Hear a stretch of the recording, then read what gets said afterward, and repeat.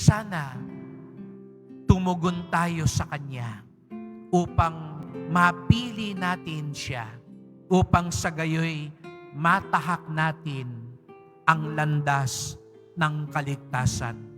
Nalulungkot si Jesus kapag hinahayaan nating mamayagpag ang kasalanan sa atin at sa paligid natin.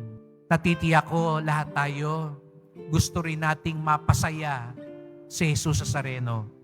Kung gusto din natin siyang sumaya at magalak, tulungan natin na mawala ang kasalanan sa ating puso at sa ating paligid.